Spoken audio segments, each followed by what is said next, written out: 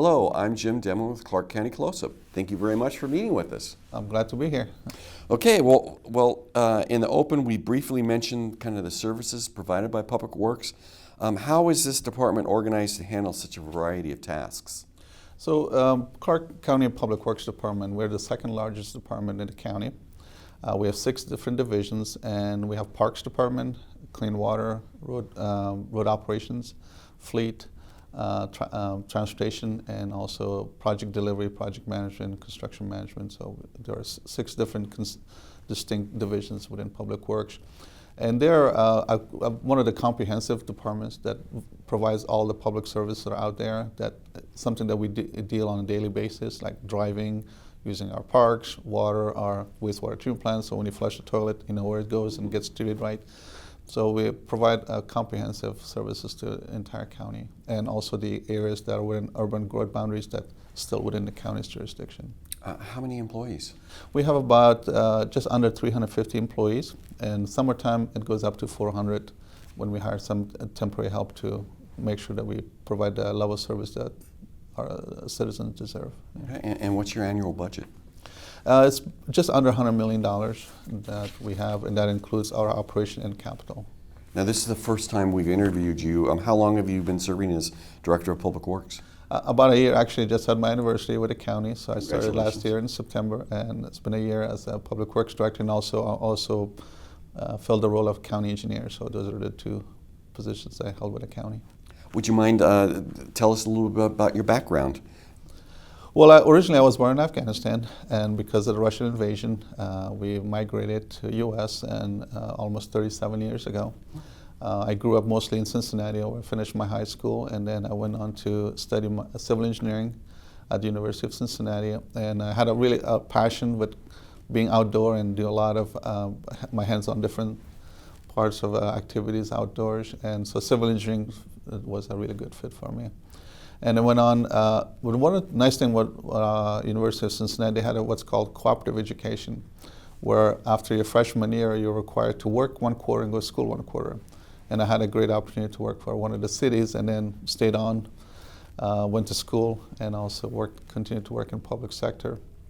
And then after about 8 years of work and schooling there, then I got an opportunity to come and work for my former boss, one of the cities in Sherwood, Oregon. I was there about 3 years. And then I had wanted to learn more about transportation and traffic engineering, because I was finishing up my master's at Portland State University, and I had an opportunity to come work for the City of Vancouver, and worked at the Transportation Division managing concurrency and development review for the Transportation Division.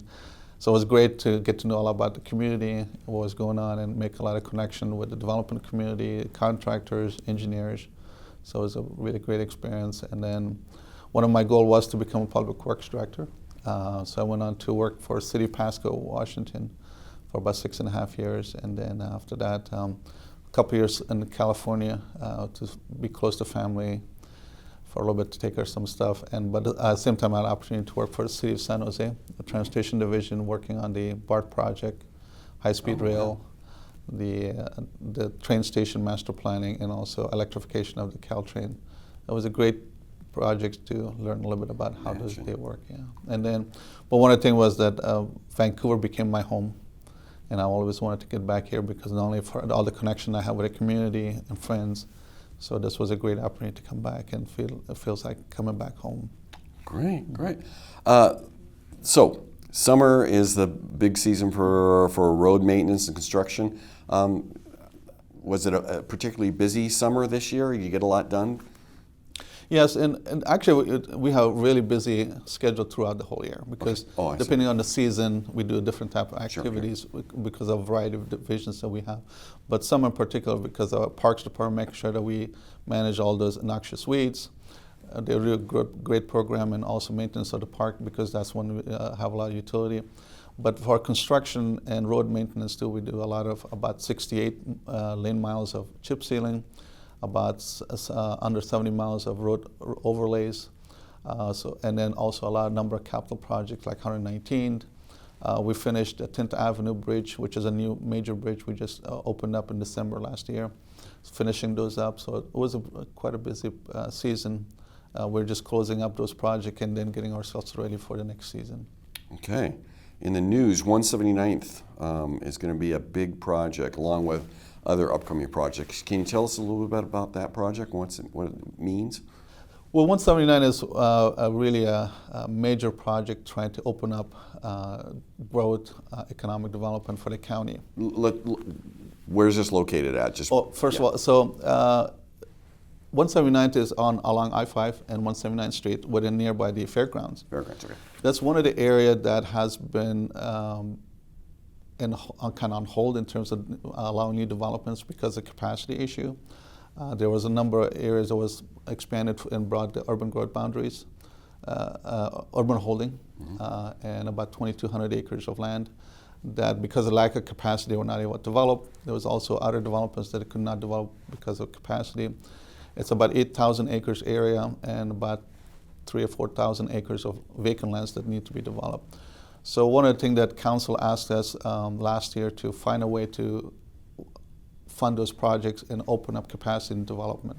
So last 10 months we worked on that and worked with council and also other transportation committees and the developers to find a way to fund those projects. And this was very unique because we allowed private partnership and also granting and also using different types of buckets without impacting our road funds. We have a certain amount of money already allocated to fund some of those projects within that area, but other funds so to make sure the whole project is funded. And this is what's really unique about this one. There's also state participation. The interchange of 179 and I-5 is going to be improved, and there's some roadways needs to be modified to accommodate that. So that needs to be part of this project. Overall, it's a two-step process. Step one, we are looking about almost just under $70 million worth of improvement. Step two is just under $100 million. So total, $170 million worth of projects. If you count what the state is allocating for the interchange, it's $50 million right now.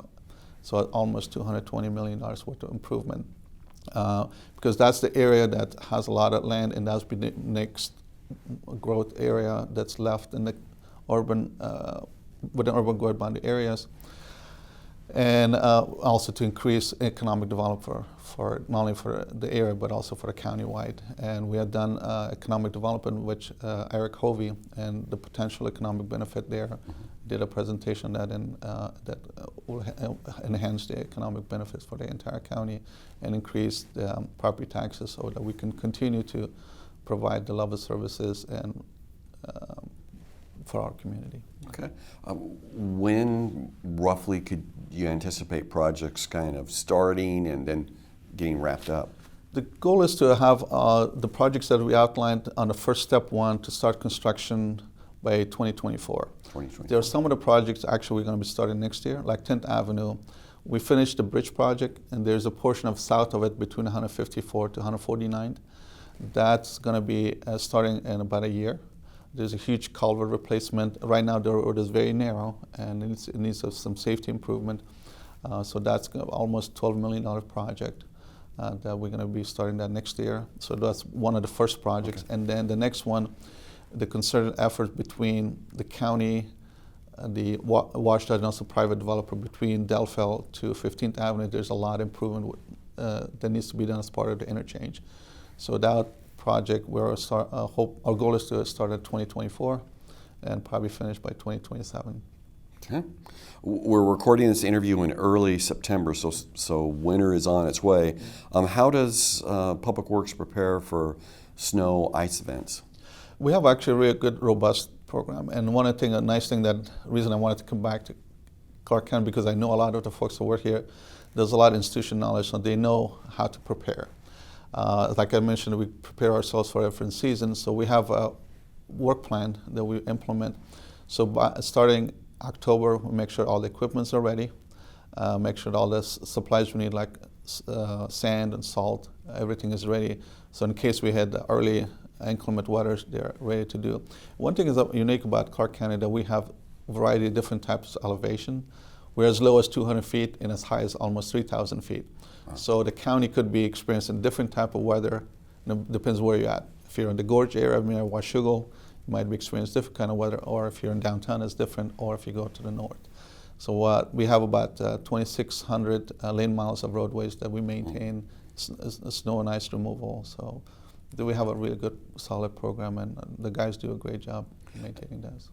How should drivers get prepared? One of the things that making sure that drive safely. There are a lot of areas that we try to make sure we cover. We put advanced material on the road to it so that there's not icy conditions, but they still have to be on lookout.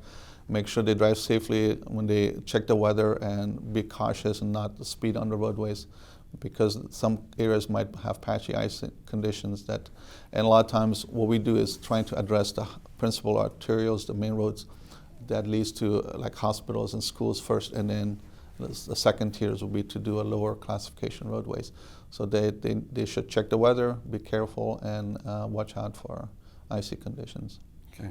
We are quickly running out of time with the large amount of divisions you oversee, but I'll quickly just kind of jump. The 78th Street Heritage Farm in Hazeldale is a very rich history. Clark County is currently overseeing a master plan for the farm. Where are we with the process? Could you just give us a quick update? Yeah, we're very proud of that heritage farm, because one of the largest urbanized farm that a lot of our citizens participate. It has gone through a lot of public process, and we actually did a workshop with council. So it's getting close to get the master plan adopted by council, and hopefully next couple months. Okay, and everyone is dealing with this issue, but with growing demand for services, tightening resources, what changes has your department made to kind of keep up and become more efficient? One thing is the cost of delivering services, the cost of material, the cost of staffing, and also right now recruiting qualified staff has been a challenge, but we continue to do that and do a lot of internal growth with our own staff to make sure that we're ready for when things changes or the challenges that we're going to be facing in the future. And funding is always a challenge, so trying to prioritize, make sure that we address areas that are safety related, capacity related, and make sure that routes that are critical services are available. And that's something that we continuously work on a daily basis, weekly basis, and then also when we do our work plans. What do you see as some of the biggest challenges facing Public Works in the next few years? It'll be funding. The needs are a lot more than the fundings are available. We do a great job leveraging our dollars for grants and everything that's available. That's one thing that we use for 179, trying to get a lot of leveraging to get more grants, but the funding is always going to be a big challenge for us. And so the grants are considered some of the opportunities you can see. Yeah. Okay. But what grants, you need to have a lot of local fund, and the funding agencies are asking more and more local shares. So in order to get those, you need to have more local contribution or shares. Yeah, I don't think a lot of people understand, right? If you don't have any local money, you can't get additional grant money. Exactly, or be competitive to getting those, because you get higher points if you have more local shares. So we have great staff who do a great job of leveraging those dollars and get some grants, and we do a really good job. Okay. Okay, if people want any more information regarding Public Works, where can they check? We have a good, robust website. We're going to continue to improve that. One of the things that we hired a new communication director, Megan Reed, and she's going to continue to improve those communications with our citizens through social media, our website, and other open houses that we're going to have. So stay tuned. We're going to make sure that we reach to you. And if you have questions, feel free to contact us through social media, website, phone calls, whatever means you have available. And we'd like to talk to you. Okay, I got so clark.wa.gov/publicworks. That's correct. Okay, well, thank you very much for meeting with us, and we look forward to talking to you in the future. It's my pleasure to be here, and thank you for taking time.